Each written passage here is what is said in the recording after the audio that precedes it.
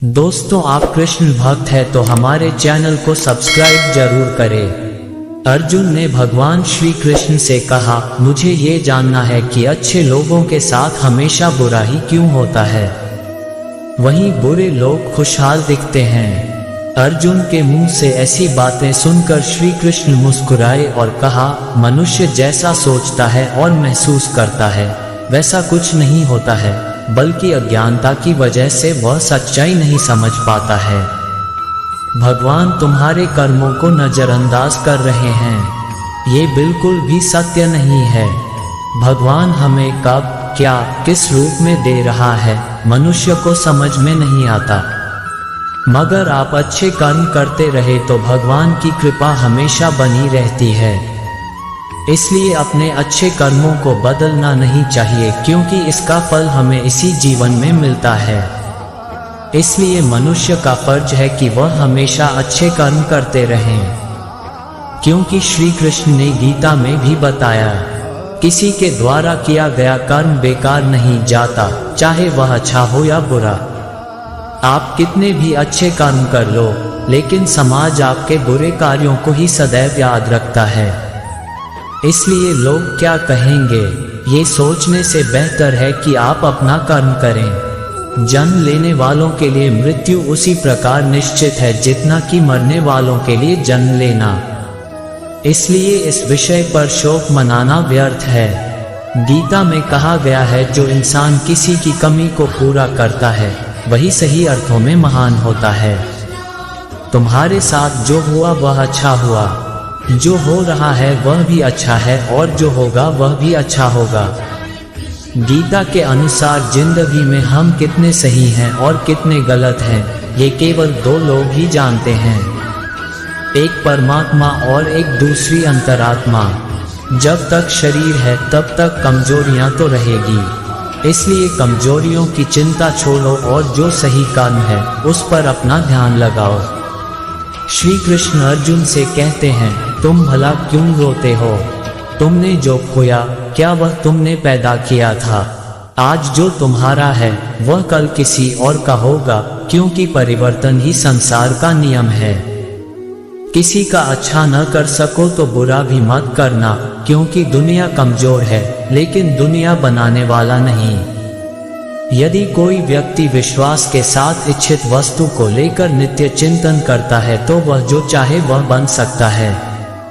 सच्चा धर्म यह है कि जिन बातों को इंसान अपने लिए अच्छा नहीं समझता उन्हें दूसरों के लिए भी प्रयोग न करें। कोई भी व्यक्ति अपने विश्वास से बनता है, वह जैसा विश्वास करता है उसी अनुरूप बन जाता है। मन अशांत है और उसे नियंत्रित करना कठिन है, लेकिन अभ्यास से इसे वश में किया जा सकता है। मेरे लिए समस्त प्राणी समान है, न कोई मुझे अत्यधिक प्रिय है न ही कम, लेकिन जो मेरी भक्ति पूरे मन से करते हैं मैं सदैव आवश्यकता पड़ने पर उनके काम आता हूँ। मन की शांति से बढ़कर इस संसार में कोई भी संपत्ति नहीं है। जो मनुष्य फल की इच्छा का त्याग करके केवल कर्म पर ध्यान देता है वह अवश्य ही जीवन में सफल होता है। जो व्यक्ति क्रोध करता है उसके मन में भ्रम पैदा होता है, जिससे उसका बौद्धिक तर्क नष्ट हो जाता है और तभी व्यक्ति का धीरे धीरे पतन होने लगता है। जब इंसान की जरूरत बदल जाती है तब इंसान के बात करने का तरीका बदल जाता है। जीवन में सफलता का ताला दो चाबियों से खुलता है, एक कठिन परिश्रम और दूसरा दृढ़ संकल्प।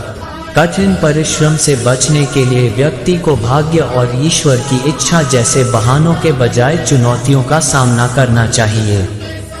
गीता में कहा गया है, कोई भी अपने कर्म से भाग नहीं सकता, कर्म का फल तो भुगतना ही पड़ता है।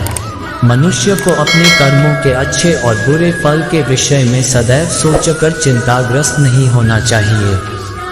जो मनुष्य प्रतिदिन खाने, सोने और आमोद प्रमोद के कार्यों में लिप्त रहता है वह नियमित तौर पर योगाभ्यास करके समस्त क्लेशों से छुटकारा पा सकता है। जब इंसान अपने काम में आनंद खोज लेते हैं तब वह पूर्णता प्राप्त करते हैं। श्रीमद् भागवत गीता का मुख्य उद्देश्य मानव कल्याण करना है। इसलिए प्रत्येक मनुष्य को सदैव मानव कल्याण की ओर अग्रसर रहना चाहिए। श्री कृष्ण कहते हैं, माफ करना और शांत रहना सीखिए। ऐसी ताकत आप बन जाओगे कि पहाड़ भी रास्ता देंगे। व्यक्ति को अपनी इंद्रियों को वश में रखने के लिए बुद्धि और मन को नियंत्रित रखना होगा। जो होने वाला है वह होकर ही रहता है और जो नहीं होने वाला कभी नहीं होता। ऐसा निश्चय जिनकी बुद्धि में होता है उन्हें चिंता कभी नहीं सताती है। किसी भी व्यक्ति को न तो समय से पहले और न ही भाग्य से अधिक कुछ मिलता है, लेकिन उसे सदैव पाने के लिए प्रयत्नशील रहना चाहिए। इंसान हमेशा अपने भाग्य को कोसता, ये जानते हुए भी कि भाग्य से भी ऊंचा उसका कर्म है, जिसके स्वयं के हाथों में व्यक्ति को आत्मज्ञान के माध्यम से संदेह रूपी अज्ञानता को समाप्त करना चाहिए। श्री कृष्ण कहते हैं, मैं उन्हें ज्ञान देता हूँ जो सदा मुझसे जुड़े रहते हैं, जो मुझसे प्रेम करते हैं। सत्य कभी दावा नहीं करता कि मैं सत्य हूँ, लेकिन झूठ हमेशा दावा करता है कि सत्य मैं ही हूँ। परिवर्तन संसार का नियम है। समय के साथ संसार में हर चीज परिवर्तन के नियम का पालन करती है। हालांकि मैं भूत, भविष्य और वर्तमान काल के तीनों जीवों को जानता हूँ, लेकिन मुझे वास्तव में कोई नहीं जानता। मनुष्य जिस रूप में ईश्वर को याद करता है, ईश्वर भी उसे उसी रूप में दर्शन देते हैं। सज्जन व्यक्तियों को सदैव अच्छा व्यवहार करना चाहिए, क्योंकि इन्हीं के पद चिन्हों पर समान व्यक्ति अपने रास्ते चुनता है। जो मनुष्य जिस देवता के विश्वास के साथ भक्ति करता है, मैं उस व्यक्ति को उसी देवता में दृढ़ता बढ़ा देता हूँ। सभी काम छोड़कर बस भगवान में पूर्ण रूप से समर्पित हो जाओ। मैं तुम्हें सभी पापों से मुक्त कर दूंगा।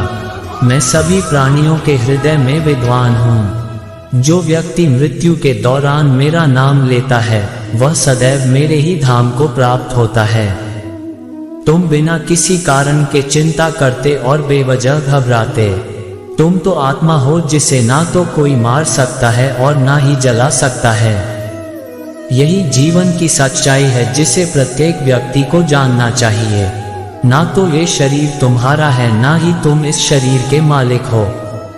ये शरीर 5 तत्वों से बना है, आग, जल, वायु, पृथ्वी और आकाश।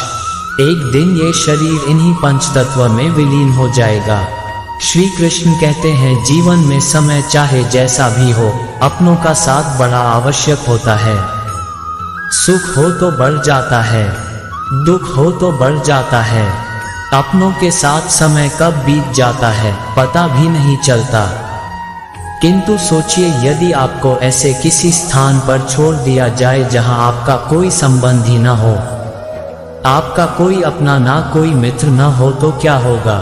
एक एक क्षण कितना लंबा लगने लगेगा। तब तक लगेगा जब तक आप किसी को अपना नहीं बना लेते। अब सवाल यह उठता है, आपका अपना कौन है? वह संबंधी जिसके साथ आप रक्त से जुड़े हैं, या वह मित्र जिसके साथ आप बालपन से पले बड़े हैं, या वह सहकर्मी जिनके साथ आप काम करते हैं? नहीं, अपना वह है जो विपत्ति में काम आए। अपनों की परख समय की कसौटी पर की जाती है। स्मरण रखिएगा, अपनों के साथ समय का पता नहीं चलता, किंतु समय के साथ अपनों का पता अवश्य चलता है। एक गांव में एक पंडित रहता था। उसे अपने व्याकरण ज्ञान पर बड़ा अभिमान था। वह जिससे भी मिलता अपने व्याकरण ज्ञान का बखान करने लगता। एक दिन उसे नदी पार करने दूसरे गांव जाना था। वह नदी किनारे पहुंचा और एक नाव पर बैठ गया। नाविक नाव खेने लगा। अपनी आदत अनुसार पंडित अपने व्याकरण ज्ञान का बखान करने लगा। उसने नाविक से पूछा, क्यों, क्या तुमने व्याकरण पढ़ा है? नाविक अनपढ़ था। बोला, नहीं पंडित जी, मैं तो पढ़ा लिखा ही नहीं हूँ। मेरा परिवार तो पीढ़ियों से नाव चला रहा है। पंडित उसे नीचा दिखाकर कहा, ओह, बड़े दुख की बात है। तुमने अपना पूरा जीवन व्यर्थ कर दिया। नाविक को बहुत बुरा लगा, किंतु वह पंडित को कुछ उत्तर नहीं दे पाया। बस चुपचाप नाव खेता रहा। 9 मझदार में पहुंच गए। तभी अचानक तेज तूफान आया और नाव डगमगाने लगी। पंडित डर गया। तब नाविक ने उससे पूछा, पंडित जी, आपको तैरना आता है? दोस्तों, इस वीडियो में बस इतना ही। मिलते हैं अगले वीडियो में, तब तक के लिए अपना ख्याल रखना। दोस्तों, हमारे चैनल को सब्सक्राइब जरूर करें। जय श्री कृष्णा।